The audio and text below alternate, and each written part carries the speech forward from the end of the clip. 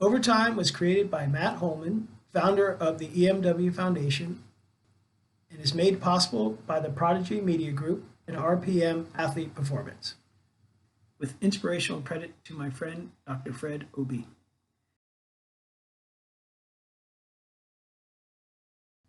Welcome to Overtime, an open conversation series on racism in the sport of lacrosse.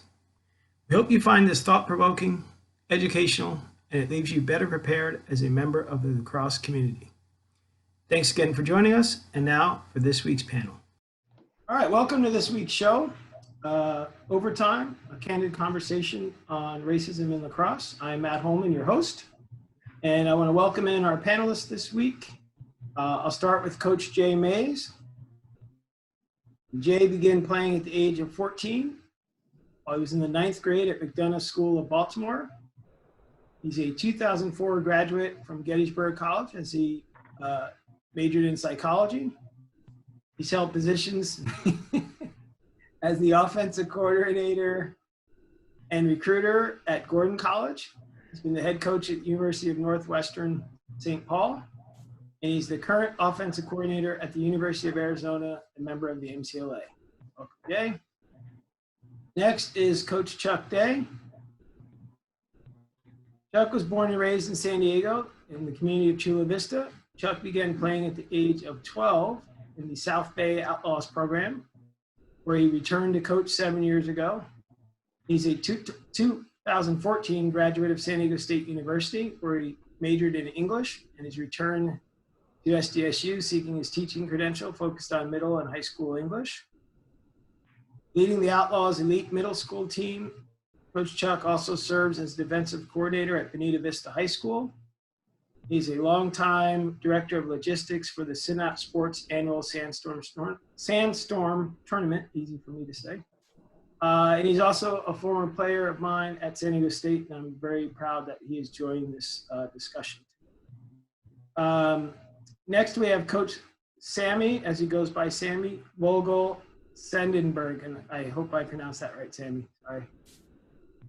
It's close enough. It's Seidenberg. Seidenberg. Knew it. There's one of two ways to go. Coach was it all started for Sammy, while he attended Camp Cedar at age 7. I had to put that in there, man. Leading him to join the West Windsor Lightning at age 8. He's a 2010 film graduate of Humboldt State University that led him to earn his master's in coaching from Ohio University in 2016. And he is currently working towards his PhD in sports management and sports administration at Concordia University, Chicago. He's the head coach at Dominican University in Northern California. He's also an MCLA program, and he's a hockey scout for the Utah Outliers. Next, we welcome in Coach David Higbee. David? He is a convert who grew up playing hockey. David fell in love with the sport on the MCLA team at the University of Oklahoma, where he graduated in 2008 with a biomedical science degree. David's passion has landed him in the position of Executive Director of Bridge Lacrosse Dallas. So we welcome David. Next, we have Coach Christopher Kit Lowe, born and raised in Savannah, Georgia. Kit began playing at the age of 20 at Kennesaw, where he attended Kennesaw State University and graduated in 2016 with a degree in political science. He is currently the head coach at MCLA member Georgia Southern University, founder of the U.S. Military Wheelchair Lacrosse Program, and an advisor on adaptive lacrosse. Welcome, Kit. We have Coach James Harkey. Originally born in Annapolis, Maryland, Coach Harkey grew up in Great Falls and Waterford areas of Virginia, where he's held a stick in his hand since birth. Thanks to his lacrosse playing dad, who played during his days at UMBC and Maryland. James is a 2011 history major graduate of the University of Maryland, Baltimore County. James is the head coach at University of South Carolina. He is also who was the 2019 MCLA Division I champion. He practices family law and is a very proud husband and expecting father. So congrats to you, Coach. That's news to me. Like it. And lastly, we have Coach Troy Kemp, introduced to the game while attending Colgate University. Troy began playing at the age of 21, the summer after he graduated with a degree in mathematics from Colgate.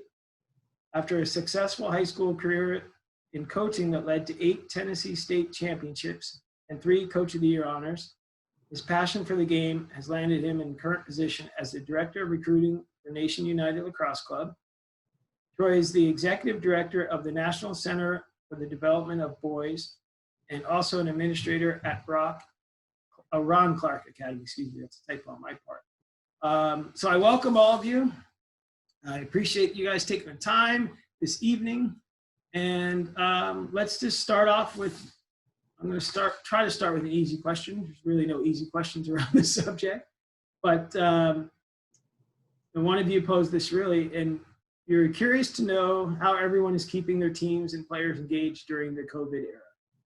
So these are open-ended, so anybody wants to jump on this, share what you're doing, what you're not doing, using technology. We'll start there. Don't forget, you're all on mute, so take yourself off mute. Well, I'll take it because that was my question, and I'll just kind of share what we were doing and how we pivoted from the spring or the middle of spring.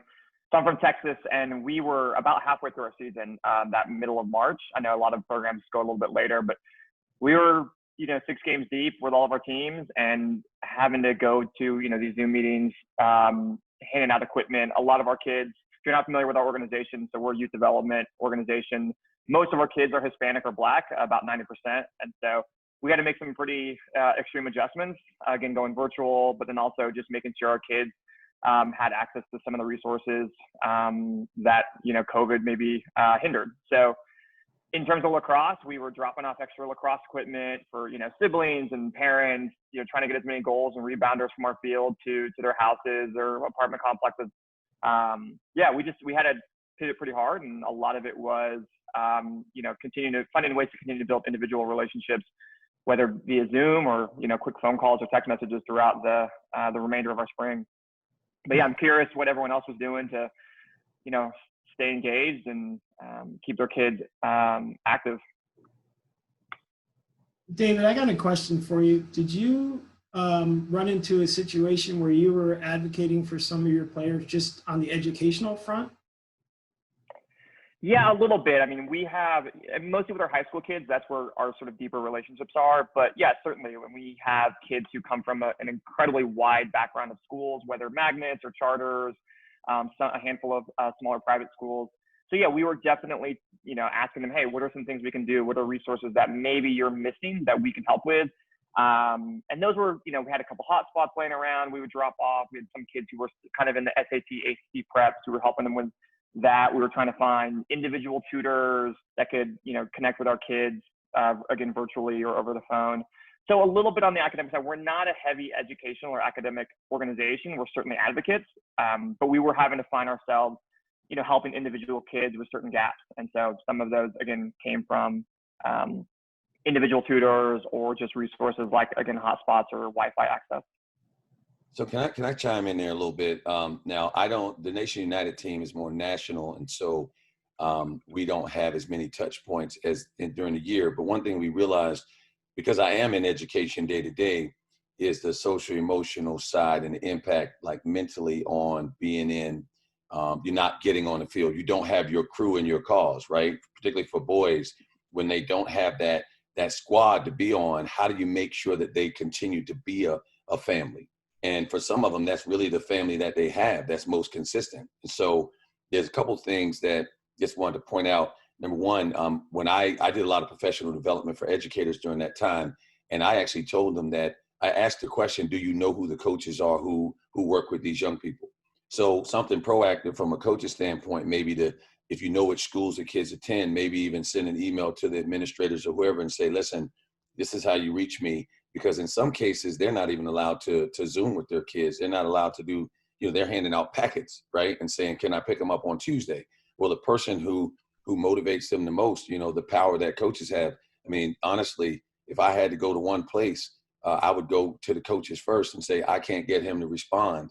And can you get this person? So that relationship they have with you becomes even more essential during this time, because you represent the flag they're willing to carry. That's so true, that the coach can really hold something over the kid that the classroom might not react to. So I like that. Thanks, Troy. Anybody else on that subject? Just what you're doing, what's worked, what hasn't worked?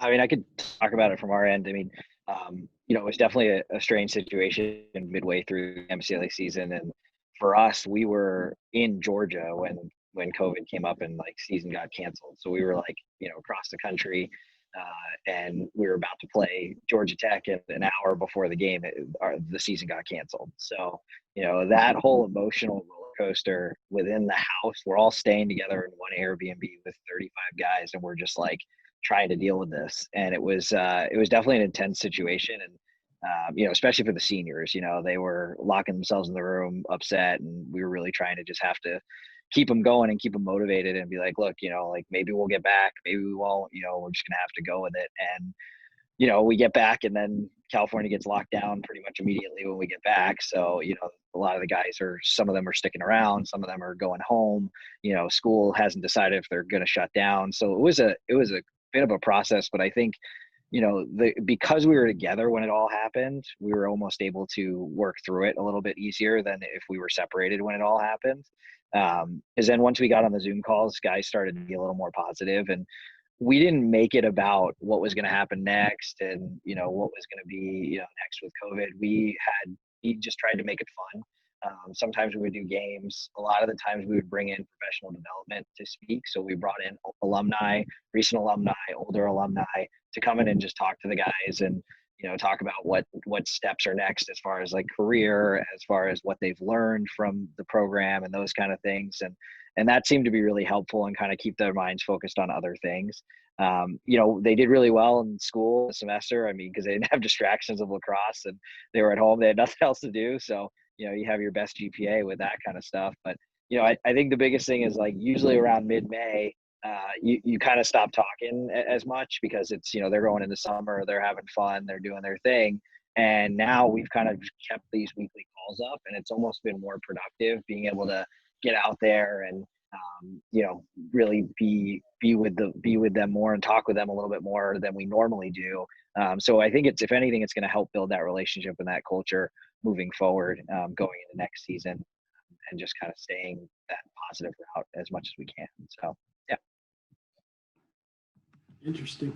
A lot of my kids are middle school, high school, obviously youth, and Zoom meetings not as practical as college level, etc., or some of the more organized programs. But what I've found is just, Instagram, really touching base with the team captains every now and then, posting some instructional stuff on Instagram a couple times a week, encouraging these kids to, even just a little bit first thing in the morning, end of the night, remind them, oh, hey, I can still go out to the park, throw the ball around, just little basic things to kind of keep it in the back of their brain. But not as much contact as I want, but at the same time, this is unprecedented times, as we've heard 1,000 times. So just trying to make it happen.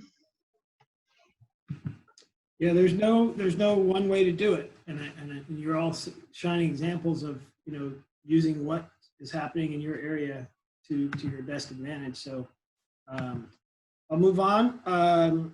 It's a good question. Does anyone require their players to sign a code of conduct that has a section that deals specifically with racism? That was one was mine, so I'll start with that. When I took over at Georgia Southern, they didn't have a code of conduct laid out like we did when I played at Kennesaw State. So I started with having a code of conduct that covered just the most basic stuff, and then added to it as I've realized certain things have arisen. Being that I'm disabled Jew, I tried to, that was like the first thing I covered is like, okay, let's do this. And then, you know, I have a very diverse team, which I'm lucky to have. So I've also incorporated that. Our managers are women. I incorporated that. So the guys know that, hey, we're playing at a college level. You have to act like men, you know, and if you can't maintain that standard, then you don't need to be on this team. I like it. Anybody else do anything similar? I think like on my team, it was, I mean, that's part of the school. So I was coaching a high school that already had norms, had a blue book, which basically said all of these things are what we value and norms of respect and so forth. But I do believe sometimes you have to spell things out when you can, when it's appropriate, because assumptions, all it takes is one assumption and it gets real. And unfortunately, everybody in the room is part of the challenge at the moment when something gets interesting. So if you're in an institution that has it spelled out for them, it makes it a lot easier. But appreciate Christopher. You know, Chris, is it by Chris or Christopher? What's better? I actually go by Kit. Kit. All right, Kit. That's Yeah. right. That's right. But that you know, just being able to spell it out, because you know, as things rise, you want to make sure guys are mindful for sure, because you are doing more than coaching them to play lacrosse, right? Yeah, I like it. And I know the MCLA had changed or adjusted its eligibility form this year to include a paragraph, but we still encourage the individual conferences and teams to, as you both said, expand on that. And I know high schools are even in California, high schools have the same thing, as Troy mentioned. You know, they have a contract already that they sign. I don't know about middle school, Chuck, something you could probably look into. Maybe use some of your resources from US Lacrosse as well, because they have a lot of good stuff too. Speaking of that middle school team, we actually do have a code of conduct. It's sort of a, you know, just an umbrella blanket statement that we can use to say, you know, I mean, again, don't assume, don't make judgments, don't, just like Coach Kemp mentioned a second ago. I mean, it's just something, being from such a diverse community down here in Southern San Diego, it's a mix of everybody. And honestly, I would have it no other way, because the result is you get these great young adults who not only love the game, but respect each other through the game. And one thing that we also do in terms of that code of conduct is we make the parents sign it.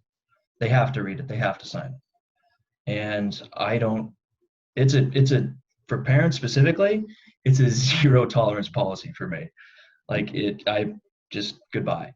And I think when the players see how serious I am about that, I think it speaks to that inclusive environment that we want to create. I mean, race, sex, gender, everything. It's, yeah. I like it. I'm gonna throw in a scenario here. I took the name of the school out because it doesn't matter really, but I wanted to get your feedback, and really for the benefit of this coach that wrote in and asked this. As I stated, it is more of a compliment for the entire programming, but I thought it was interesting, his dilemma. I'll just read this off. So black males make up only 4% of our college's undergrad community, and we currently have no black players on our team. And so this is a college team that we're talking about. Part of our conversation has been focused around encouraging the players to think about why that is, about what systems and processes and institutions are currently in place that cause such an underrepresentation in lacrosse and at our college. Having a largely homogeneous population at our college and on the team has made it difficult for me to properly articulate different life experiences, points of view, cultural norms, etc. So it's really a discussion topic, not so much a question to you guys, is to maybe anything you've come across that you're doing or that someone else is doing, you've learned even in the last few weeks, that you may try to institute with attracting more players of different diverse backgrounds or ethnicities to your program.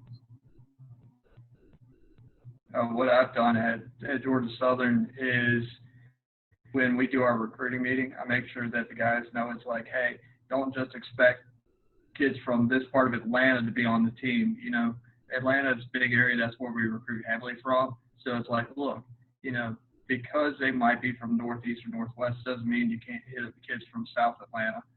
And, you know, the kids that come, some of them, you know, the sport is expensive to play in the first place. So personally, what I've done is I've given equipment out to players. They said, hey, I need this or I need this, and I have no problems with giving them the equipment so that they can play the sport that we all love so much. And then the team also factors into its budget to be able to sponsor players, because it's almost $1,000 to play here. And so that way, you know, it's players like, hey, you know, I got some equipment, but I can't afford $1,000. It's like, look, dude, if you come out, you practice, you play, don't worry about it. You can be on the team for free.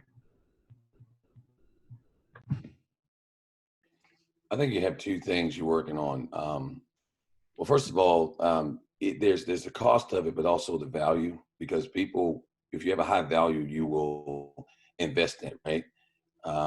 So some people don't have the means, but also they have to trade things. Would I spend money on this sport versus on a new sport that I've never even, I don't even know if I can have success of. I'm not sure if it's even socially acceptable in my sphere of influence.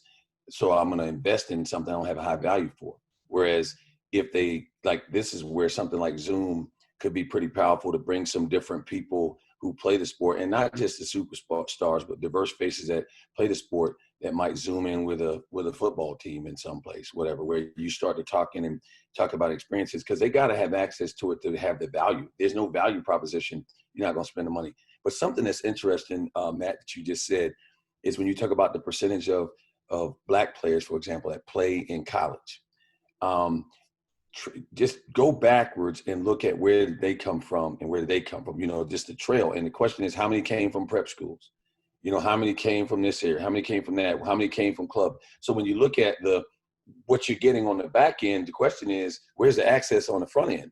And for example, what if you find out that of the 4%, 90% of them came from prep schools? Let's just say that was the case. Now the barrier is getting into the prep school because that's where the training is, blah, blah, blah. Or if it's a club team, do you have a club team in your area that sponsors a player, for example? So it's interesting because even at Nation United, where the team is purposely diverse from all, literally diverse socioeconomically, racially, and so forth, it's sometimes hard to find kids in certain positions, for example, attack. Yeah, it gets interesting.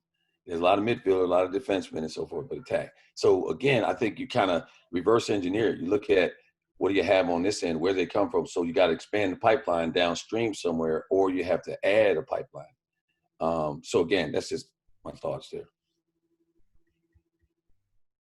Yeah, I mean, from my perspective here, I mean, I think just being in college coaching for as long as I have and doing a lot of recruiting and just in general, I think at the end of the day, the recruiting system needs to change and the way we do recruiting needs to change. And that's the only way that anything's going to get changed with this is it's too expensive. There's certain events that are like very important that are very selective and only certain people can get into. And you're not creating an environment for success for these players, right? You're making them spend an exorbitant amount of money to be able to play club lacrosse and then go to college and then getting a very small scholarship most of the time. And the money you spend in your 4 years of high school is going to cost more than what you're going to get from your 4 years of college. And so then you're going to college and you're not, and you maybe get there for a year. And then retention is an issue because you get kids who come in who spend all this money, who've been grinding, trying to get a look, trying to get an opportunity, and then they're burnt out when they get to college. And when they get there, they usually either for some reason they can't afford it or something happens and they're not able to stay on the team. And I see that a lot because of the cost and the stress that goes into the recruiting system and the way it's built now. So, you know, you look at football and you look at, you know, basketball and you look at hockey, you look at these different sports that are able to kind of get higher numbers of diversity and get more people out to the game. And a lot of it is access, right? It's, you know, I think there's, you know, Nation United's doing a great job. I think, you know, you've got Oakland Lacrosse, you've got Harlem, which is great, but there needs to be more. And there needs to be more access and recruiting and club teams need to cost less. You know, when you're charging $2,000 to play on a club team, I mean, and I know as a college coach, this maybe isn't the greatest thing to say all the time, but this is how I felt for the longest time, that, it's just the expense that it costs to play club lacrosse and high school lacrosse, well, not necessarily high school, but club lacrosse and travel lacrosse to get recruited outweighs the cost of what you're going to save going to college. So at the end of the day, I think the recruiting system needs to change, and there needs to be, West Coast, East Coast events that are specific for recruiting and that are cost efficient and cost effective for anybody. And there needs to be more access in general, right? Like, I love that, Bridge Lacrosse is talking about giving out gear, and Georgia Southern talking about giving out gear, giving out spots. That's awesome. And there needs to be more of that from everybody to be able to create more access to a sport that should give access, right? We all know where this sport comes from. And I think that's important, is understanding the culture and what this sport actually comes from, right? The history of the sport is almost as important to be able to give that access, because it should just be given. It shouldn't be, oh, you have money, you can play. That shouldn't be how it is. So my opinion on it. Yeah, I want to piggyback on that, because there's you're absolutely right. There's a whole timeline and there's a whole process here that makes it very difficult for kids from low economic backgrounds to find success. And for Bridge and organizations like you mentioned, Oakland, Harlem, Outlaws Lacrosse, and Chicago, we're trying to remove as many of those barriers as possible. But the deeper you get into it, you realize, there's a death by paper cut process here. And so we have a lot of our kids, we can get free equipment, we can get them on a select team, but then you realize the traveling costs, they're limited to 1 tournament versus 7 tournaments. Then they end up in college, right? And they realize, well, this is not a program or a team that has a lot of kids that look like me, right? And so that becomes the wear and tear. It might be their first gen student, right? So then you have the academic, you have the cultural fit of the college, that also affects them. And you have 4 years of it too. And so there's a huge, huge timeline here that needs to be addressed, not just simply, we're really good at it, we're really good at giving a kid a lacrosse stick, but the depth in making sure these kids are successful in the sport is really long and incredibly complex. And so we're chipping away at what some of those things are. But yeah, as you mentioned, recruiting, like, that's a big part of it. We're trying to get our kids in front of coaches, and we're trying to get game film out, but we're up against a lot of resources that we just simply don't have, nor do our families.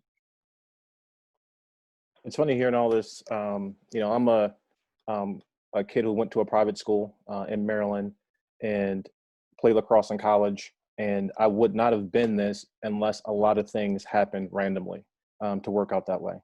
And, it shouldn't be that way. I think you guys make really good points of touching on disparity and access to pay to play, the cost of getting to lacrosse.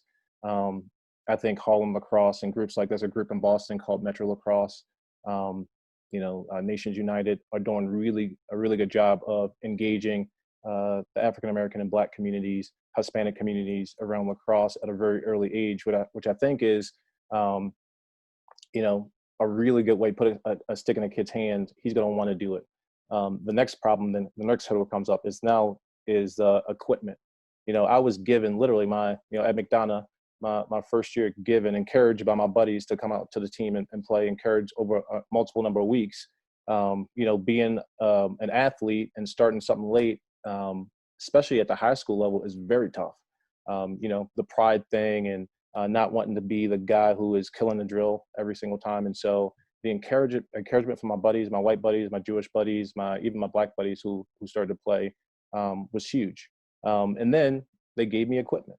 I wouldn't have been able to play at all if I didn't have the equipment. And so I remember my first Cascade helmet was from my buddy. All my lacrosse sticks were from my friends. And so even being able to play in college was something. I went to one recruiting tournament that I got a scholarship to, and was able to get in front of some coaches there and to get noticed. And I think about those things. I'm like, that is so lucky that all those things lined up for me and happened, that I was able to go to this one recruiting tournament and be able to get recruited and go to a college to play. And I think about some of the things that I do. I don't say I recruit every Black player that I see, but you go to a lacrosse tournament and I see a Black kid, I want to go encourage him a little bit and talk to him, hear his story, meet his family. I think that connectivity piece and seeing somebody who looks a little like you in a different role in lacrosse, gave me even a different level of comfortability. When I got to Gettysburg, there was a guy, Eric Gregg, Biggie, from the Philly area, if you guys know him, and he really just kind of welcomed us in. Not that everybody else did. You know, one of the questions, I don't want to jump ahead, but one of the questions that I posed was, have any of you guys ever felt, not welcome in the locker room? And the reason I asked that question, because I never have. I never have not felt welcome in a locker room, specifically a lacrosse locker room. And so while I think that there are issues of race everywhere, for me, lacrosse has kind of been a safe space from that. Even in a world where I'm, 90% of the lacrosse players are of white, I just feel like the community of lacrosse and the brotherhood of lacrosse is a little bit different. And so couple of things that I do, here at U of A, Matt Blamey is the head coach here, and I've seen him scholarship a bunch of kids. I've actually been pleasantly surprised with the number of, Mexican and Hispanic and African-American kids who have come out to try out for the team here and been on our team here. And I've seen Matt do some really cool things about reaching out in terms of scholarship and guys if they need. MCLA is not cheap for guys to play. And so being able to have access is huge. I think encouraging guys is really huge. And I think educating them at a really young age, Harlem Lacrosse and Nation United and Metro Lacrosse up in Boston have done a really good job of doing that.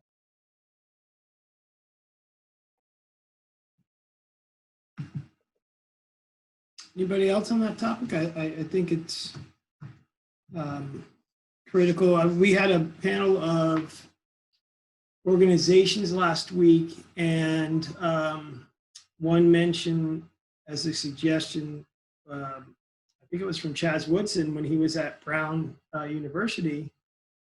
He had said that he wished, and this goes back to your locker room, Jay, that he wished more of his teammates, white teammates, had made an effort to maybe come to something he invited them to on campus. And in college and high school, obviously, it's dramatically different, but he was, and I might have this wrong, but in general, he was going to wanted to invite them to maybe a black fraternity event or something like that, where it's mostly people of color on campus. He thought that would have been something that if teammates had done that, met him on that level, it could be very effective and probably would have greatly enhanced his experience there. And I might have wrong, check the episode, but stuff like that, to any of you coaching, if there's a way for you to connect two different ethnicities, cultures, whatever it might be, I know personally, I think it's very important to recognize such things. And maybe you take something as simple as a birthday, yet you reach out to the parent, and this is at maybe your level, Chuck, or younger levels for David, reach out to a parent and say, quite frankly, is there anything culturally you do for a birthday that we could use to kind of round up our team? Maybe that's an idea, because everyone has a birthday. So it may not be in the spring, but it might be something that you can follow up on. So I like the suggestion. Matt, can I throw one other thing out there? So when I was in Chattanooga, I created this organization called Chattanooga Lacrosse because I was trying to, find out, one, who in the community had played, so from the adult side, but I also was looking at trying to put sticks in the hands of the youth. And it wasn't just black and brown kids, it was a little bit of everybody, because I was in Chattanooga, Tennessee. But the tactic that worked there, or the strategy that worked on that level, worked for everybody. One, it's an optic thing too. So if you have someone who's an opinion leader, if I ever wanted more lacrosse players that were more diverse, I would find the sports that are more diverse, and I would make alliances with the coaches because they represent the opinion leaders. So I was a football coach and a lacrosse coach, and therefore my team was more diverse. One, because they saw a coach that looked like some of the players who were considering it, right? So I had running backs and quarterbacks and wide receivers and linemen, and I had all those guys coming out for lacrosse because we had already had a relationship in football. But because I had a football background, I was also aligned with a lot of the football coaches had their sons playing, right? And now the opinion leader comes out there, and now you have something moving. So I think part of it, again, it's a high entry point when it comes to price, but even if you can hand out sticks, will they keep them? And so there has to be somebody that they respect and value the opinion of who endorses it. And so being able to have those people learn more about the game. When someone says Jim Brown played lacrosse, now they all of a sudden some football players that go, hey, it must be a good game, right? But you have to have that education that happens for people who have more diverse sports. Once they understand it in the parallels, you got a better chance because they'll push them your way or even consider being coaches themselves. So true. The education, the history of the game are, in my view, kind of lost recently in recent years, and organizations that really stress educating their players first. And I've said this on every one of these shows. I mean, when I learned that American Indians, Native Americans played the game, and I started in 7th and 8th grade, I thought, well, I'm a lot closer to Native American than all my white friends here. So this game's for me. And it was like a natural, just clicked in my mind, like, this is a sport for me, regardless of what team I'm on.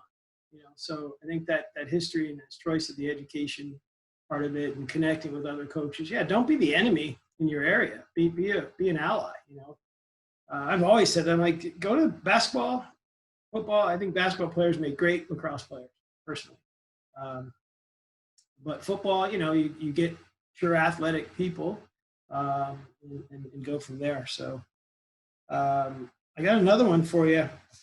And one of you submitted this, and it's kind of neat. Having a background in both hockey and lacrosse, as well as being Jewish and dealing with hate, I've seen a lack of diversity as well as inclusion in our sport that costs a lot of money, especially when it comes to recruiting and being able to play and retain at the top level. How as a sport can we grow to be more diverse and inclusive to create opportunities for young athletes to play at the next level? Now, we've been kind of skirting this the last few minutes, but I just wanted to get that out there specifically and hear from members of our Jewish community and what they experienced and so forth. Yeah, I mean, I'll start because this was my question. Yeah, so you know, being Jewish in you know, predominantly white sport, you know, most of the time you look at me and you don't think that, you know, I mean, I have a Jewish look and my name is very Jewish, but you know, I've dealt with a lot of it, more so that in hockey than I ever did in lacrosse, but a lot of anti-Semitic comments in the locker room, a lot of jokes that people think are funny, that when you have family who died in the Holocaust, it's not very funny. You know, most of the time on the ice, whenever I was getting chirped at, most of the time it was anti-Semitic. You know, and it's after a while, it's hard to deal with. You know, you think about it and you look at it and you go, okay, like, you know, it's just something I got to work through. And luckily in hockey, you can drop the gloves and throw some fists, but you know, it's not always the right way, right? So, but you know, it's something I dealt with a lot growing up. You know, even as a young kid, you know, things like that, people just being real mean about those kind of things. And even in my career as a coach, my first coaching job, I got written up for wearing a hat in a meeting. And I wear a hat on my head because I'm practicing Jew and I have a yarmulke on and I always have my head covered because that's part of the tradition and what we do in our faith. And I went and I spoke to the AD about it, and he basically looked at me sideways and said, "I don't care, take your hat off, it doesn't matter." And to me, that was super offensive and unacceptable. And, you know, brought it up to higher ups at the school. It didn't matter. They didn't care. And it's just one of those things where it's, you know, it's almost passed over because it's not really a thing as much anymore. So, you know, I pose that question more so on the fact is that I think I have a bit of an understanding of dealing with hate, and, you know, I don't know how much of it people deal with it in the lacrosse community.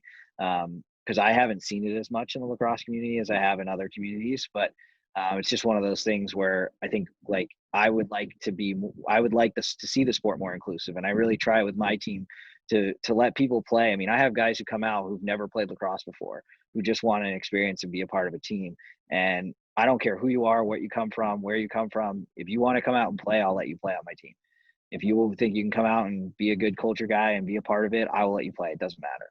And I do that at the college level, but, you know, I think again, like I kind of mentioned before, I think it starts at recruiting. It starts at the younger level, you know, being inclusive, letting people in, letting anybody play. And I think the sport is getting there and it's doing a pretty good job at it, but the access I think is really important. And especially like in a sport like hockey, where, I mean, it's even more expensive than lacrosse. There's more gear. there's less access, there's less opportunity. And, it's just one of those things that I think these two sports are a prime example of where changes maybe need to be made, right? In the sense of trying to create more access, more opportunity for everybody. So, yeah. Last year, we had an incident where two of my players thought it'd be funny to be making Holocaust jokes during a game. And so worked with the vice president of the SCLC and the university. Those players, one of them was just outright banned, and the other player, he really made it up. He apologized to the team, apologized to me, apologized to the conference. Then he did like 100 and something hours volunteer service with the Jewish group on campus. So really that was the only time I've ever seen any type of bigotry with my players.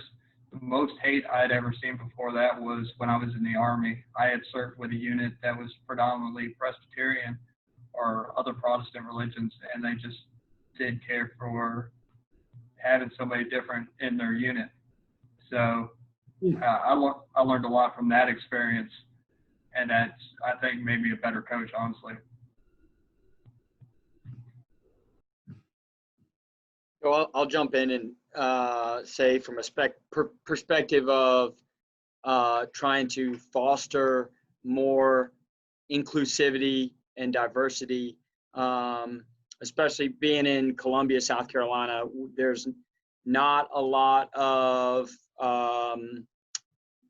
homegrown lacrosse here anyway. It's growing, but it's still a place where there's not a lot of folks that have the background, or not a lot of adults that played it or have familiarity with the sport. So it doesn't come naturally to young kids. And there have been some organizations around here that have put on free clinics and done a good job of, spreading the messaging wide to cast a large net and try and have folks come in and just to get a feel for what the sport is, and hopefully to engender some excitement in communities that don't already have an awareness of the sport itself.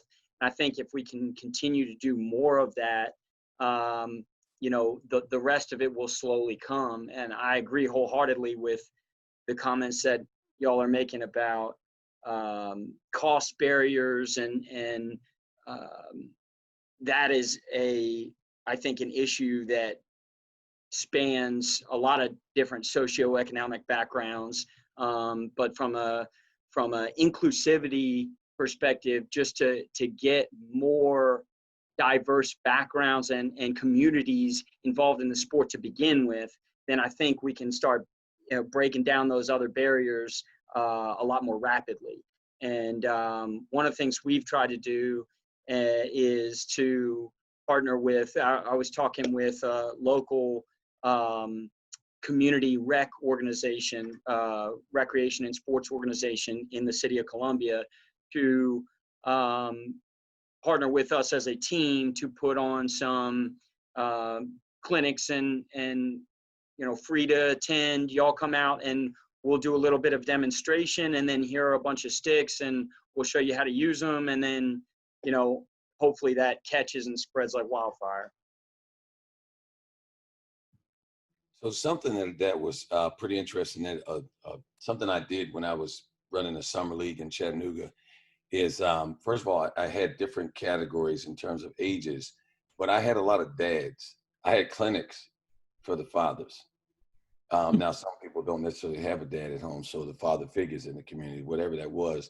But I had the kids do one thing, but I had the parents do something as well. Because a lot of times they just drop them off and roll out.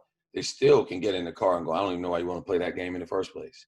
So being able to think about the family and not just the child, you may have a better chance.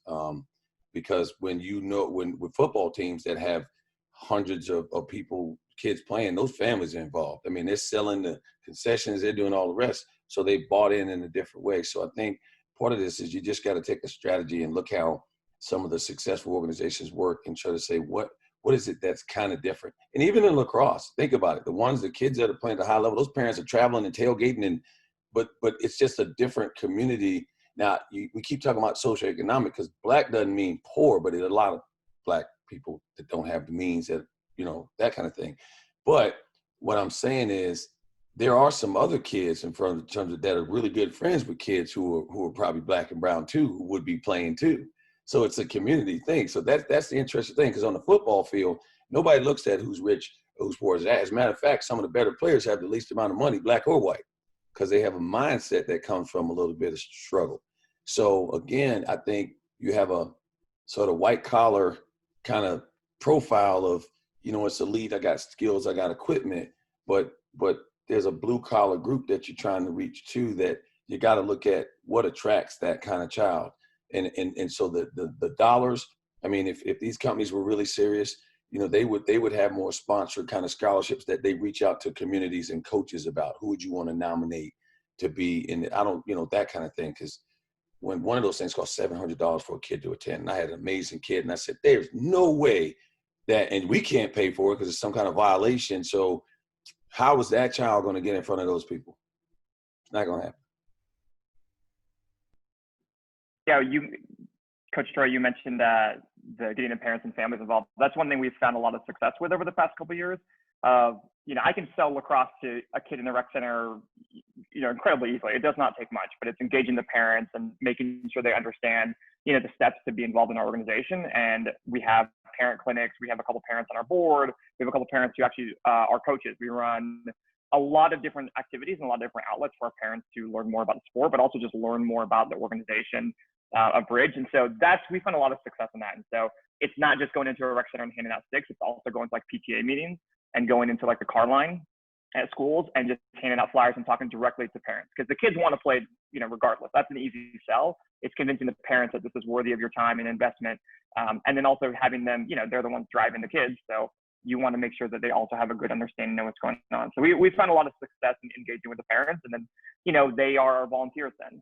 They become our scorekeepers and they help paint the fields. And so, they want to be involved. You have to give them outlets to be involved. And so while we're coaching a practice here, running a clinic here, hey, why don't we do a parent clinic, or why don't we show you how to use the score table and get ready for tomorrow's game? So there's a lot of really easy outlets like that if you want to get, the whole family involved. And we're pretty happy and we found a lot of success in engaging everyone. I'll add that along that lines, have any of you tried you obviously need more coaches, right? Coaches of color, or just coaches in general. And I was always raised in a program where it was understood you gave back to that community group. I think Chuck, your Outlaws is a good example. You grew up through it, you played in it, and you went to college and you said, hey, I got time, I'm gonna give back to the program. So that's one thing to always be preaching at if you're at a level where you say to kids, hey, it's expected you come back. That's your program's motto. But another point is, how do I then train these people properly as a coach? And I think one of the biggest tools, again, it has a cost to it. One of the starting points and good tools I've always seen is the U.S. Lacrosse format, with either attending the convention, but now they have an online course set up that I think is phenomenal. And that should be the basis for anyone coaching out there at any level. I believe, and Troy, you might know this more than me, but I believe they also have parent videos and such as well that are useful. And again, you want a parent to be, it's that fine line of like, I don't want you on the sideline, fan sideline, yelling that you know everything, but you want them engaged in the sport, where some parents think, I attended a clinic and now I know everything and I'm going to yell and yell and yell. That doesn't help. You need those qualified coaches. I think that's a good outlet. I know people that have, and depending on a community, I don't know if this works for you, David, but they've found successful high school or college teams in their area, and the youth coach reaches out to that head coach and says, hey, can I come over, X days a week with my staff and shadow you as coaches or attend some of your meetings? And in all my years of lacrosse, I've never heard of a coach saying no to something like that. It's something that they don't usually just advertise out there, but there are a ton of coaches at all levels that do that on the regular, and they do it because they know it's the right thing to do. They don't have to advertise it. They don't expect Instagram or Twitter posts about it. They just do it. So that's something that I know even in the conference that I run for the MTLA, the SLC, we spend every year at our annual meeting, we spend 45 minutes or so of just encouraging our newer coaches and those with less experience to just openly talk with our older coaches. And our older coaches are like, yeah, you guys don't think you can't call me. You know, does it? Yeah, we compete against each other, but call me about something. I'm not going to obviously tell you what we're going to do against you, but make sure you're connecting that way too. So even within your own leagues, things like that. Go ahead. Sorry. No, you're fine. There are kind of two things I'll pull from that then. The first one is sort of training and education. You know, we do last spring, obviously before COVID, we had 27 coaches, and we have a sort of mandatory coaches training. It's less about the X's and O's. You know, we kind of talk a little bit more about that with the high school coaches, our JV and varsity coaches.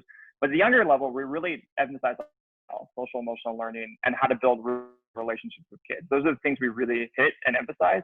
And yeah, we want our kids to understand the fundamentals of sport, how to pick up a ground ball and throwing and catching. But the one thing we really do hit hard with our coaches is how do we build like really positive and engaging relationships. And so that's a big part of our training. And then it's an ongoing process. It's not just a one-time, you know, early spring training.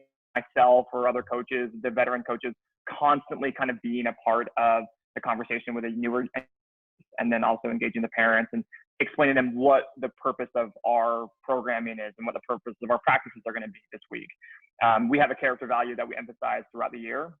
For the past couple of years, it's been mental toughness, and we try to pull things from mental toughness to emphasize to our kids throughout the year. So big on the SEL, big on relationship building, and then the X's and O's, you know, we kind of focus more on that at the high school level.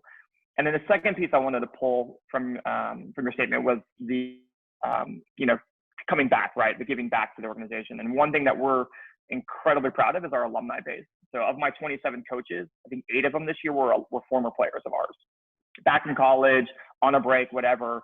And basically we gave them the keys to a team that they were a part of, you know, 6-7 years ago. And so that's one element of our organization that we're really proud of, is seeing, one, that representation, right? Coaches that look like the players that they're coaching, but also, Matt, to your point, that giving back to the organization that kind of got you started. So that's one thing that certainly I have not developed intentionally, but it's been a pretty organic development, is just these alum and these kids coming back and saying, I could coach elsewhere, I could do this, but I want to give back to the organization that got my lacrosse career started.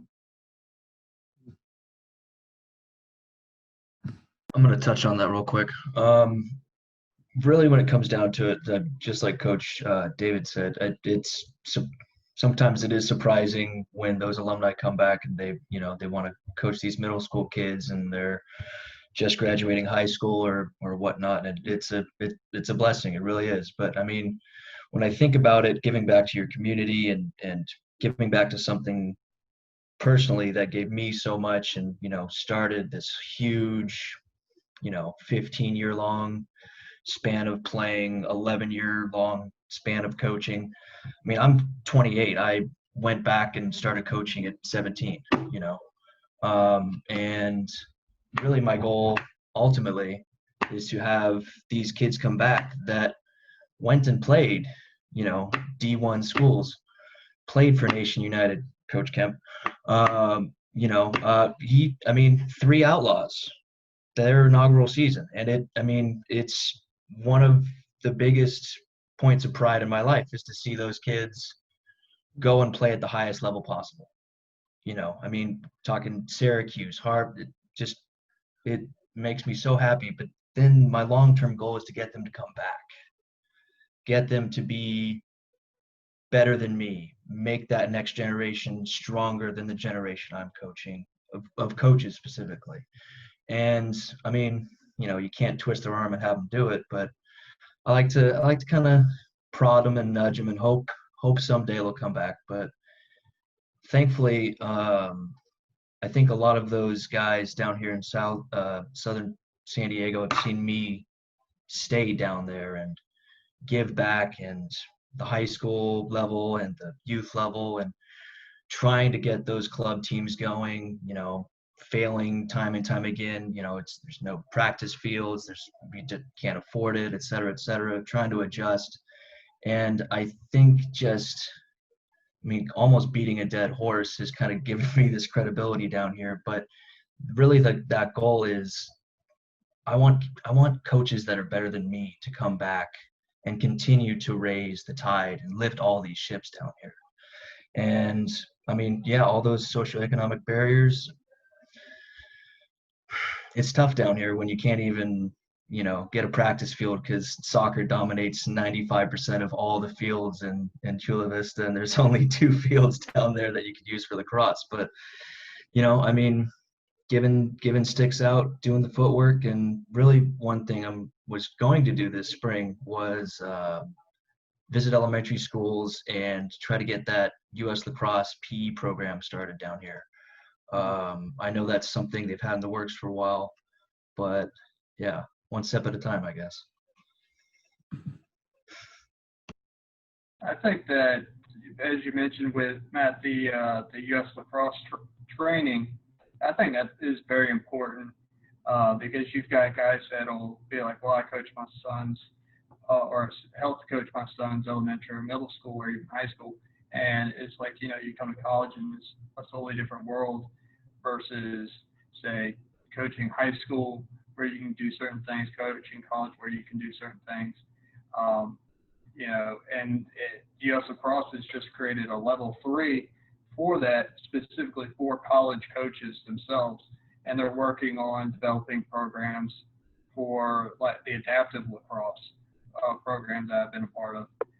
So I think the education is very important when it comes to coaching because we're always learning. And the NCAA and the MCLA are always coming up with some crazy rules for us to learn every year. So I think that the education is very paramount when you have a coach. I like it. Yeah, I think. Oh, sorry. I was just one more point, if that's okay. I was just say, like, you know, I think like what you guys are all talking about, like education, and like I love the idea of like teaching parents and stuff. I think that's awesome, and you know, I think the education in general of the sport, of the history of the game, and teaching people as much as possible is really great and exactly what's needed. And when we're talking about the topic of racism as well, like education is everything, right? Like you got to educate and learn first before you can make any changes. So, you know, I think that's really important. And I think the other thing with inclusivity that we're talking about is like, I'm here, like, you know, I'm learning about the Outlaws program and the Bridge Lacrosse and some of these things, like just on this call. And it's like, that's what I think needs to be more promoted in lacrosse is the programs that are affordable, that people can play on, that are great, very great opportunities. And, you know, there's a bit of a monopoly in club lacrosse with, you know, there's certain programs that are the big names, everybody knows who they are, and those are the teams that you want to strive and play for. But I think creating more opportunities for players to play on teams that they can't afford and they can't get exposure and they can't get those opportunities is, I think, what this conversation has been really about. And it's really cool to hear from so many programs that are doing so many awesome things to like just create opportunities. And it's exciting. And I think that's just something that needs to be more promoted in the world of lacrosse. And it's starting to, for sure, but it's definitely something that we could all strive for sure. So. I'd also add that never be shy about any program that you run, youth, whatever level it is, contacting those events that you're trying to get to and getting a hold of that director and telling him straight up, you know, here's my team makeup. I do believe talent-wise that we could attend your event and do well, and it would be good for their kids. However, you know, is there a way for us to work out the financial end of it? Because many of those event coordinators, while they may not advertise it so much, but you one could only hope and keep your fingers crossed that if you're charging $2 or $3 grand for an event, and you've got 100 teams there, you certainly should be able to let in 3 or 4 extra teams of qualified players. Now, I've refereed tournaments where I've thought to myself, what the hell is this team doing here? And Troy, I don't know if you've seen that, you know, when you go to events, you just because your kids are good in your community doesn't necessarily mean they need to go to a recruiting event. Maybe you should find a more festival or just regular tournament where it's equal to or just above their level of play, because there is that emphasis, and you all mentioned earlier how recruiting needs to be reworked. I think that's another big thing too, is you've got people thinking they need to go to a recruiting tournament, yet in our sport, and they're building the recruiting tournament of mostly NCAA Division I teams. I don't know an NCAA Division I team that I've ever seen that every player on that team can't go right and left equally. As a coach, we all need to, check ourselves and go, okay, I don't have a team of players that level. I need to find an event that's suited toward, and I think it's like festival play or just a tournament that's just for fun. I mean, an old school tournament that you just go and play. So that's is more to think about. I'll bring up another one. We're doing pretty good on time here. And you've all been touching on these, so it's great. But what one thing would make the greatest impact in creating a more diverse experience in lacrosse? That's kind of a loaded question. Troy, you want to jump on it first? I asked the one thing because I know there's a laundry list, right? Yeah.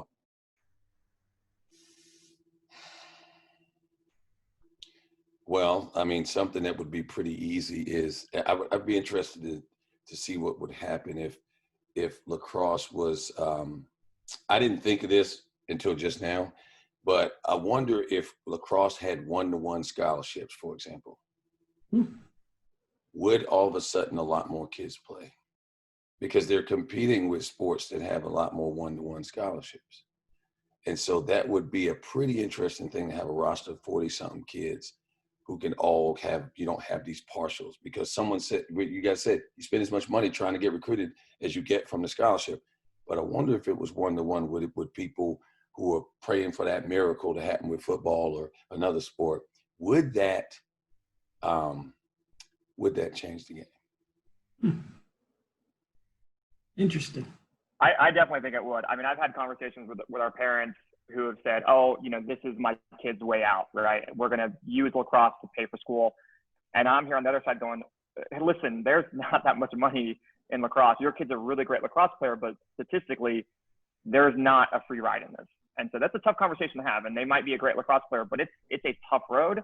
I think it would definitely help. The other thing that would also help, at least in Texas, is that just to have more Division I schools in the area with lacrosse, regardless of the scholarship money, but just the access and the opportunity to play at a high level would also help. I mean, there's only two, I believe it's Southwestern University of Dallas. There's 2 Division III programs here, and that's it. The closest Division I program is, Notre Dame or Denver. So that would help a lot too. It's just knowing that there's more schools to play for at that higher level. And then, Coach Troy, to your point, more scholarship money available. I think if you raise the ceiling in our sport, a lot more people kind of buy into the to sort of the ultimate benefits of it. I guess I'll be the defender of the MCLA product, David, because you do have a number of those teams, and I say that because I went to a Division I school, to the highest level I could go to, and then got involved in the MCLA before it was the MCLA, and then now heavily into it. And I will say that, and I think Jay mentioned this earlier, most of the MCLA teams I know of will not turn a player away. Now, I don't call it recruiting, that what most teams do. I call it more marketing when they go to events, because they're letting you know that, like, hey, we have a team here at North Dallas or UT or wherever it is. And yes, there is a financial aspect to it, but most of those coaches, if not all of them, have a way to get around that. If the student needs to have the grades, number one, and that's, I think everyone stresses that, and you have to, that'll get them to the school. And then the team, if they show the willingness, I've never turned away a player. I mean, I had players that joined us in San Diego State that we named an award after. He never played lacrosse. We named an award after him. And Chud, because the young man came to practice every day. He'd get knocked on his ass. He'd drop the ball if he tried to, catch it. But it was the first time in his life that he ever joined a team of anything. I met his grandfather toward the end of his senior year. He came to a game. His grandfather said, I've been hearing about this game for years. I looked it up and I said, there's no way my grandson's playing that. I love him to death, but there's no way he's playing that. And he came to a game and his grandson got in, and yeah, he got planted by another team as he always did. But his teammates rallied around him. They treated him as a teammate. He was always part of that team. And I think to any program, especially a bridge or anything like that, the players need to know that the game will carry you on. You will have those relationships. You've got to put just as much effort into it as what you expect from the program to give to you too. So I know finances is something people look at a sticker price and they say, oh, you can't do that. You'd be amazed. And plus you're getting an education. Number one is the most important thing in college education, earn that degree. And then you're able to play that sport.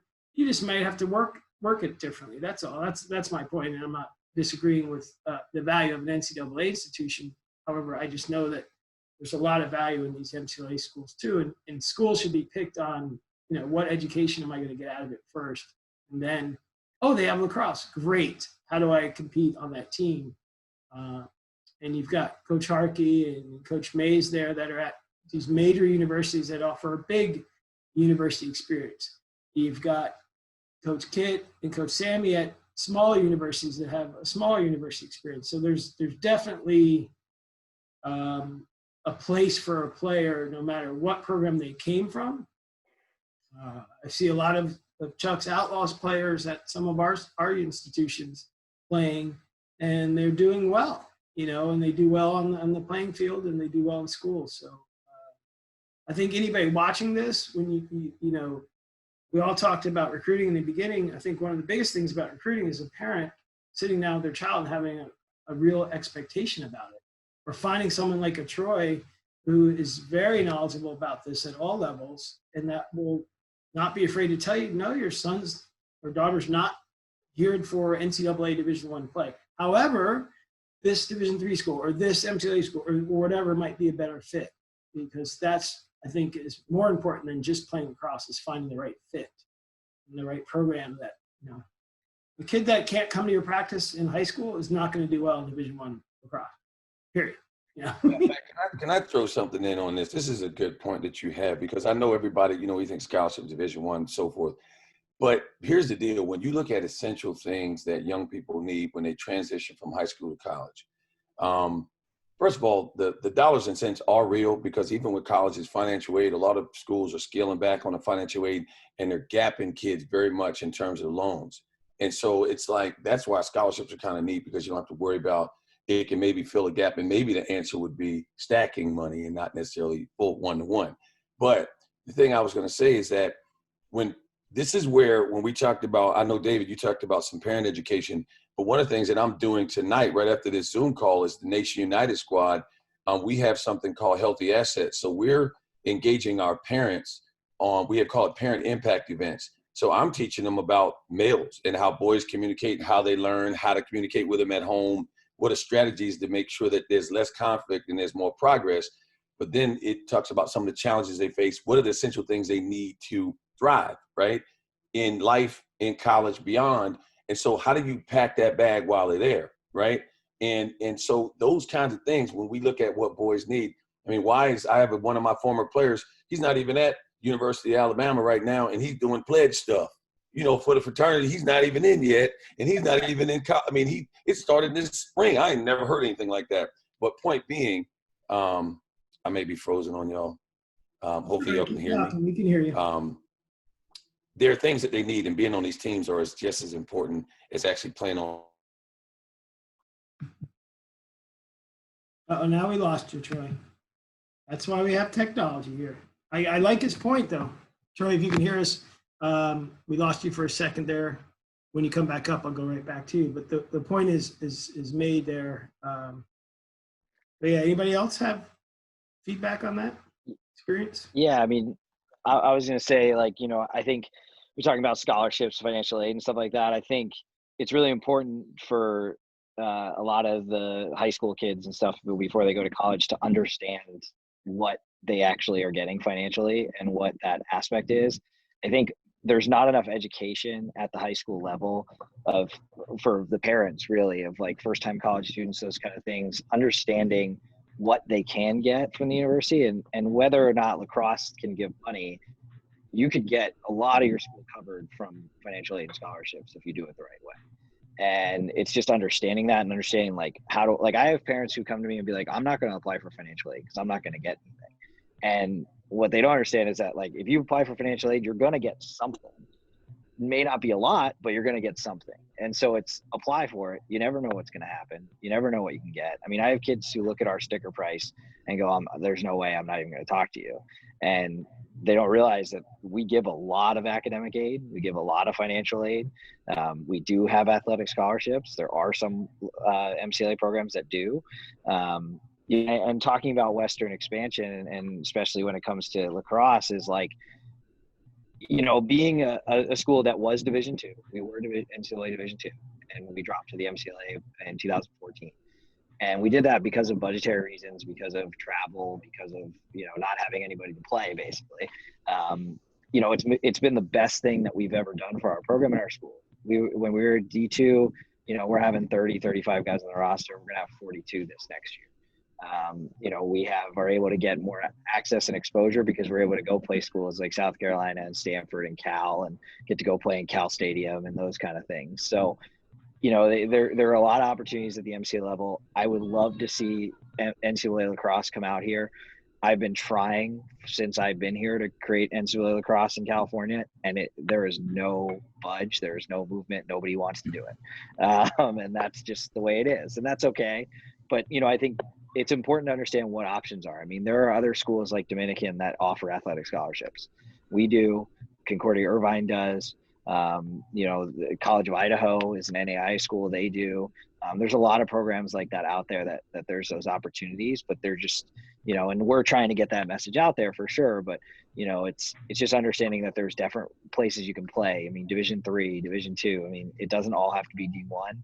And there's a lot of really good opportunities where you can get out there and actually play the game, right? I mean, and that's, I think, the biggest thing is, you know, it's about playing the game, getting an opportunity to not sit on a bench and actually get to play. You get that a lot at the MCLA for sure. But I think a lot of it comes down to that education again, like about finances, what's out there for people, because there's a lot more money out there than people realize. And you just got to really understand that. But it's not something that if you don't know or you're not being taught, there's no way you'll understand it. Yeah, and we have a lot of those conversations with our kids as, you know, when you're looking at schools, right, don't look at the tuition costs right off the bat, right? Like, if that's a school you really want to go to and it fits for you academically and it fits for you culturally and socially, and then let's build from there. And so when we have our conversations with our kids, we kind of have these 4 buckets, and the financial aspect is one of the last buckets we talk about, because we do think that kids need to not limit themselves in where they apply based on the sticker price. And I think it's tough for a lot of people when you're looking at schools that are $50,000, $60,000, you know, a year, but we help them and garner all the resources and the different avenues they can apply for money, right? And understanding appealing financial aid that first time, right? And then the different scholarships that exist for kids. We offer a scholarship. It's not a lot, but we offer a scholarship to an outgoing bridge senior. But just understanding how to work the whole package in is really important. And it's one thing that, you know, we're getting better at. We're learning the recruiting side. We're learning the college prep side a lot more. And yeah, packaging, whether it's an NCAA school, NAIA, or MCLA school, is really important. And we're just getting better at it as we go along. But yeah, there's a lot of educational aspects out there that we all sort of need to get better at. Give us a call anytime. We'll help. And we're all happy to help. You can call us anytime. Yeah, absolutely. Yeah, absolutely. I've got your emails from this. So yeah, expect some contact. Yeah, I want to get, you had something I think you were going to add earlier. Me? Yeah. Yeah. So when I was at Gordon College, I did a lot of recruiting, and recruited a lot of, you know, Black and brown players, and began to realize that a lot of the parents and a lot of those players didn't really understand recruiting, and, you know, what the process was like. And so I created a document, and I used to go around when I went to recruiting tournaments, would offer this to club teams, I called it the recruiting game. And I said, how are you going to win a game? You don't know the rules to it. And, you know, I think about my recruiting process, and I was like a lot of kids who I saw D1, and that's what I wanted to do. And, I said, oh, that's what, this is a good fit for me, and ended up committing to go to Hobart to play. And it ended up decommitting after realizing my parents weren't going to be able to fly up to see my games. And that was really important to me. I was going to have to take out a buttload of loans to be able to pay for that. And then realizing that, I could play at a school like Gettysburg, a really small private college, and got most of my school paid for. And I don't think a lot of kids realize that there's those opportunities out there. MCLA, I didn't know about MCLA or club programs. And I'm talking to kids now. I'm like, you can live in a beautiful place, play lacrosse, and get a scholarship from some teams. And I think if young players, and I know we're talking about, I think the two biggest things, Troy touched on the scholarship piece, and I think everybody else is touching on the education piece. Helping kids realize at a younger age that this is an option for you. My coach had to beat me over the head in high school because I wanted to go to college to play basketball. And that was what I wanted to do. And he's like, you have this opportunity here. You can go to any school you want to. And so I think these young players don't really understand the opportunity they have, and to Coach's point, the money that is out there for them to have for these colleges and universities. Troy, you want to? Oh, go ahead. Go ahead, Kit. No, you go ahead. What I've found is when it comes to like the university, sometimes they'll bury some of these scholarships and stuff so far deep it is impossible. You have to do so much research just to find it. And so what I've done is I've told the kids, like, hey, you need help, I'll do it. I'm retired from the Army, so I got plenty of time to do whatever I want. So I told them, hey, I'll help you dig through this stuff. I understand. I went to college, so I'll help you, because I got looked at to play football at BMI, but they didn't give scholarships to freshmen. So I understand what it's like not to be able to go to the school of your dreams. And so I told them, I will help you achieve whatever you want. You just have to do the academic part. Right. Yeah, there's always somebody out there that's willing to help you if you put forth that effort. And Troy, I want to come back to you because you got cut off because you don't pay your rent for that expensive building you're in there. You're on mute though. Unmute yourself. Yes, I'm gonna unmute myself, but I'm probably gonna change my internet service provider right after this because this was seriously, man. I've been thinking about it, and this all I needed was a sign. But I will say this, college in general, right? Even when I went to college, I didn't pay a thing, but the adjustment was unreal, right? And I was more of a first generation college student, so I think people need to really understand that's the part that we have to help parents with as well, because it's complicated and scary. It's scary and complicated for people who have money and have access and means. They're terrified. They just have the ability to hire somebody to help them, right? We spend as much time, like we're having recruiting sessions for Nation United. We're having player impact sessions, parent impact sessions. We're adding all those ancillary services because part of this is you have an incredible opportunity as a coach because you have people who actually volunteer to play your sport, really, right? And even if you have a scholarship, it's still a choice they made before they got to you, right? So that means they will wear your colors and they will do what you ask them to do, which means there's other stuff they need to do that's not related to to winning a game on the field, but winning in life, right? Those are the real rules of the game. So the interesting thing the thing I'd like to just add in this piece is when you look at value added, I always talk to parents about, when I talk about lacrosse, I said helping your child get an education that they deserve, and giving them more options. It's not about dollars. It's changing the options because it might just mean you got in to a school. My son was a very good student, but he wasn't a UNC Chapel Hill level student in terms of consistency, but because he played lacrosse, UNC Chapel Hill, that kind of thing. So giving your child options that they wouldn't necessarily have and giving them a choice. They can choose not to do it, but not to have a choice at all is not a very good option. And so that speaks volumes to parents, but then you also have to help them and say, we're going to help you try to figure out how this works. So I appreciate, Kit, what you're saying is the paperwork is scary. I was a dean of admission and financial aid in the high school. And when I finally had to do the FAFSA and all that stuff, I was like, are you kidding me? And my mother didn't complete mine. My guidance counselor completed mine because my mom didn't know how to do it. And so again, there's other things that are barriers, not just lacrosse, there's college, right? That's the thing. So as much as we can do to support families, because it's a lot easier sometimes with some of these D1 programs that just say you don't have to fill out anything almost. Your scholarships here, but when you have to do it the financial aid way and some other ways, that gets kind of scary and complicated. And so people might tap out, early. So I appreciate you guys supporting folks on that level. And that's what we build the Nation United program and platform around. One, if you step on the field, you better mean what you say. Just like you said, Matt, some teams are looking up going, why are these kids out here? Well, we know why we're out there, right? And we make sure they understand that people are not going, that's just a bunch of athletes playing. That's a bunch of lacrosse players playing who wiggle a little bit more than usual, right? And we like it like that, have a little extra. But my point being, what it means to just go, not just play this game, but what it can mean in terms of transforming lives, that's a huge value proposition. And I don't think parents are told that as much as scholarship, school is free. Free and you can't stay is not good. So true. So true. But I got to get ready to tap out here. I appreciate being invited here because I have other, a lot of things. I appreciate y'all being here. I don't know what's going on aside being retired military, but I'm not retired. So I appreciate y'all being on the call and being invited. But I have to kind of sign off right now, but I'm available. You guys have my contact information, and Matt, share whatever you want. But, I'm here to help wherever you are in the country. If this is going to mean somebody gets a better education because of this game and have a better team and a better crew in the cause so they can stay in the road, in the middle of the road versus off the side, then I'm down. So y'all, thank y'all, and good to meet y'all. Right. And that's Yeah, exactly thanks, Coach. Thanks, Thank you, Coach. Troy. Nice meeting you. That's why Troy is on this call, and I know you got to sign off, Troy. So thank you for being here, and I know you have your other commitments. So go ahead. Thank y'all. Y'all have a great day. Yeah. Same to you. I will say that it's probably that time that all of you can speak up, and we'll go around the horn and let you just say closing remarks. And obviously, this is an ongoing thing.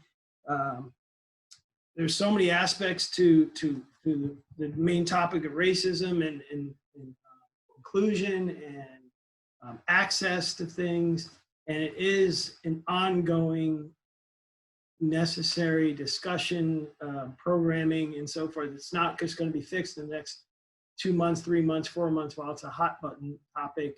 It's something you're going to have to incorporate moving forward, and it might be slow moving, but at least do it consistently over and over, and you will see those changes that we're all looking forward to. So I'll just start with you, Kit. Go ahead, and if you want to give some closing remarks, and then we'll just go around and let everyone say something to wrap us up. Okay. Thanks, Matt. Glad you guys could have all of us here today. That say that when it comes to race and handling it, I think the best way to do it is just to be as open-minded as possible, regardless of what your background is. Someone has something different, just listen to them. And if they need to say something to you quietly one-on-one, then just be there. As a coach, that's what our main thing to do. Also, it's not just to holler at the kids on the field, but to also mentor them. Even at the college level, we mentor these kids because we know that 4 years they'll be out in the workforce and expect to be adults at that time. So again, thanks for having me, and I think what you're doing with these conversations is amazing. All right, thank you, sir. Chuck. Yeah, Matt, Coach, thank you. Seriously, really appreciate the invite and being here. Really, I think it's inclusion, but really when it comes down to it, I think we've touched on it a couple of times. It's education. You have to be able to put yourself in another person's shoes, to be open-minded, to understand how they're feeling, to readjust your worldview, your view of another human being, to find the humanity behind another person's eyes. And I think, I've been really lucky coaching down here for 11 years, and just the whole spectrum of players. And every season I see it gives me some hope. seeing kids that love the game as much as I do that look nothing like me. It gives me a lot of hope. And yeah, I mean, education, that's why I'm going back to school to be an English teacher. So yeah, thanks again, Matt. Thank you, everybody. Appreciate you guys. Thanks for being here, Chuck. Sammy? Yeah, I would reiterate what a lot of people are saying, which I think is the most important thing is education. Educate yourself on what's going on right now. Understand what's going on right now. Pick up a book, right? Like read a book and read more about Black history and what has happened in this country for a long time. I think that's the biggest thing that I've been trying to do during all this is educate, right? Like I've always educated myself on Jewish history and the relationship between African Americans and Jews and those kind of things. And I think it's something that I pride myself on, but I think I don't know enough, and I know that, and I have to educate myself. And I think everything that you do and everything that's come from this is do it with respect, do it with love for each other and for the community that we have here in the lacrosse community. And make sure that you have the hard conversations, right? Don't be afraid to have those hard conversations with your team and let them know that like there is that important key to understand each other's backgrounds and educate each other on what your backgrounds are, and always listen. Don't argue, listen, right? Have a conversation, talk to people in the way that you want to be talked to, right? I'm going to sit here and have a conversation with somebody and maybe I don't agree with them, but I'm going to listen. At the end of the day, if you listen, you may learn something, and then you may be able to teach them something, which again is so important. So I think that education aspect, that love, that peace, that mentality is really going to go a long way during this time. And I think at the end of the day, and I've been saying this to my players, is vote. I mean, it's the only way we can make a change right now is to vote. At least for a lot of us, and a lot of the college students, they're 18. I really say we take November 3rd off, right? Like we're going to vote, it's important to get out there and get your message across and what you want to see changed in the world. But if you don't educate yourself, it's hard to vote, right? So you got to educate yourself at the end of the day. That's number one. But thanks, Matt, for putting this on and doing this and everybody being on this. This is really awesome. I've been watching all the other episodes and watching the IMLCA and the stuff they're putting out as well. It's really great to see the community come together and have these conversations and be able to be open dialogue and, be able to be like, hey, let's talk after this. Like anybody on here who wants to talk to me or contact me or, I'm happy to help any way I can. I tend to not say no to things. So I'll do things even if it means, hey, I got to drive down to San Diego and talk to a team, I'm happy to do it. So, let me know. And, again, thank you guys for doing this. This was really great. I learned a lot. And, it was really great hearing everybody talk. So thank you all. Yeah. Coach Harkey. I'll take a minute to just say, from my own perspective, I was grateful and thankful to be part of a pretty good, diverse team and a number of teams when I was a player at UMBC. And as a coach now at South Carolina, I've got a little bit of diversity. I'd like some more, but within the framework of all of that, one of the things that I've been focused on lately and something that came to light this spring is how I and we as white coaches specifically, because there are a lot of us in this sport, can do a better job in our communication and our messaging so that it itself, the messaging is inclusive. And, whether you're talking about idioms or phrases or just, ways of saying certain things that may differ from one community to the next. We had a situation this year with two young men on our team, a black man and a white man. And thankfully I have a black man as assistant coach working with me, and I'm able to lean on him sometimes when there's some things that I need help with. But I'd really like to hear more from minority coaches and parents and community members who can help guide us in making sure that we are saying things in the right way to foster an inclusive attitude. So we had an incident where a young man overheard something being said, and it wasn't directed at him, but it offended him. And to be honest, I was lucky to find out about it, because he was having a conversation on the phone, and I just overheard what he was talking about with whoever he was talking to on the phone. And I had to ask him once he got off the phone, hey, let me talk to you and tell me what you were talking about, because I heard enough to know that there was a problem. And he didn't want to talk to me about it. And I can understand that, but thankfully he was, he was able to work with me, and I was able to pull it out of him to say, I'm not, trying to make him create an issue for him, but I recognized that something was wrong. And then when we got him sat down and we're talking about the situation itself, speaking with both of them, I think it was we were able to smooth it over, and smooth it over might not be the best way of putting it. We were able to resolve the situation. But then taking a step back afterwards, I had some doubts of my own as to, well, how was that received specifically by my African-American player? Did he get what I was saying in the right way, or did he feel, in a way that I was maybe taken aside one way or the other just by the words that I used and how we were talking about it?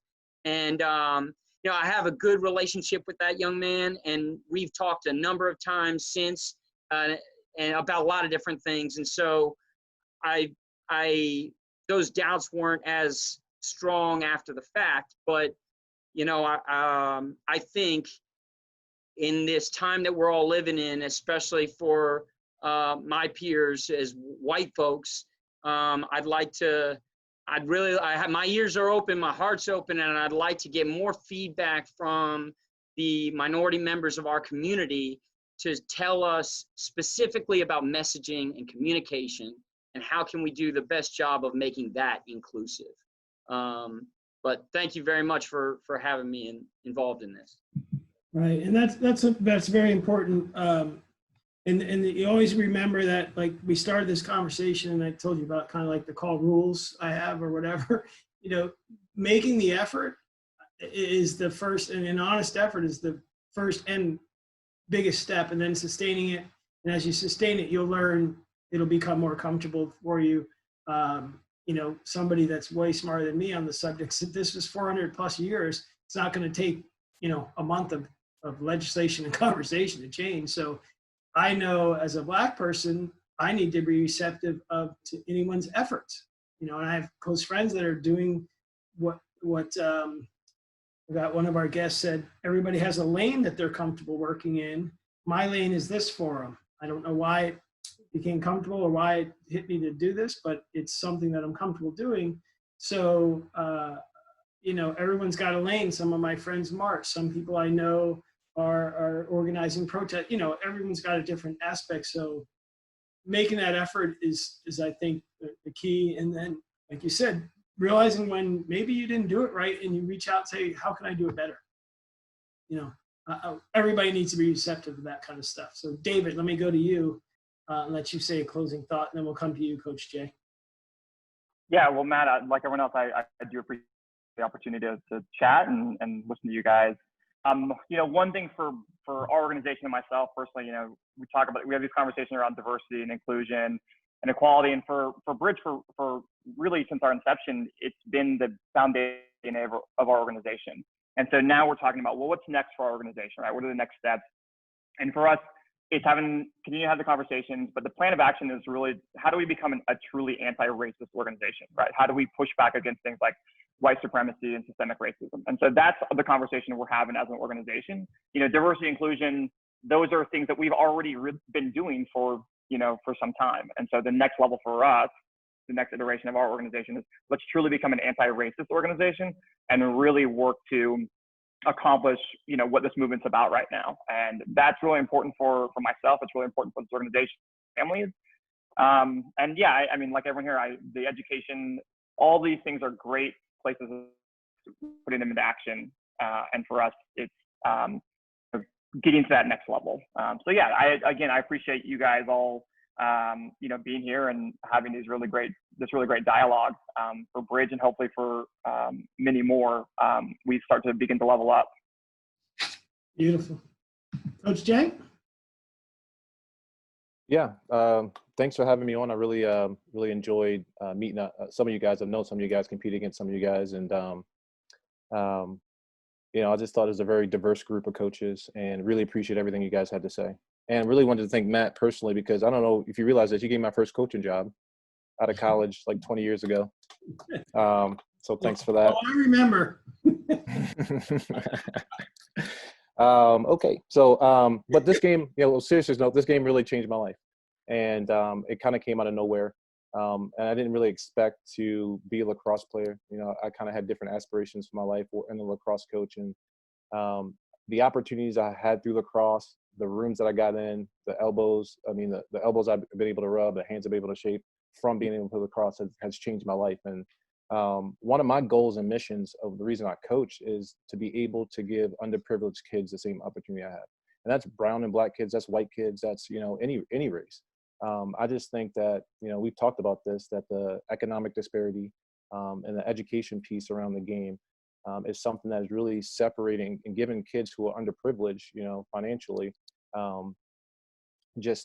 barriers to be able to succeed in the sport. And for me, I'm just really thankful for all of the coaches that I've had, all of the teammates I've had over my life. I'm a black man living in America, and I have experienced racism. And I say that, and I said this earlier in the conversation, but lacrosse has kind of insulated me from that.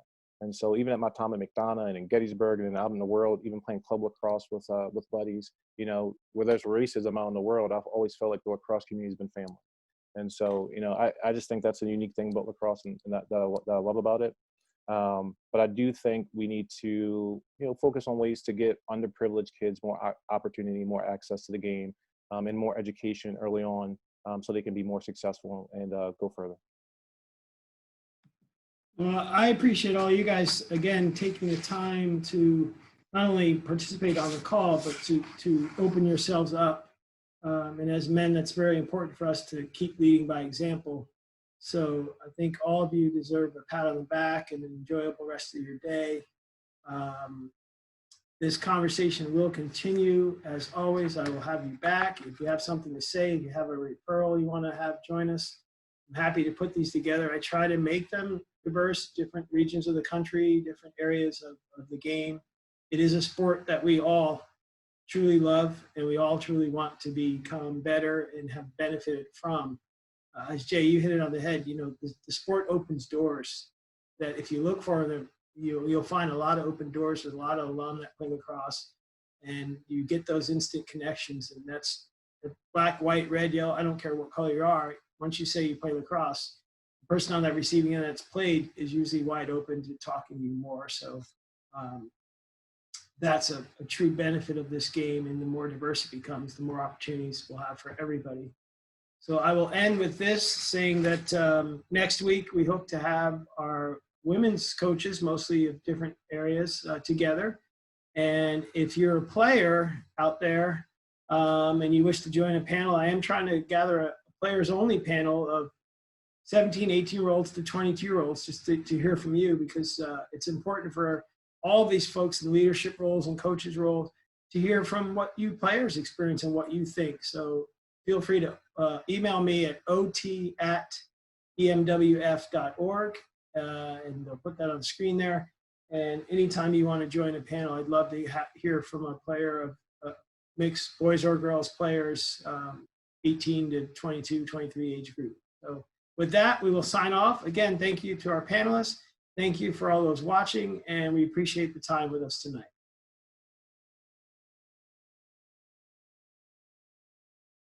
Pose a question to the panel by emailing us at ot@emwf.org. We'd love to hear from you.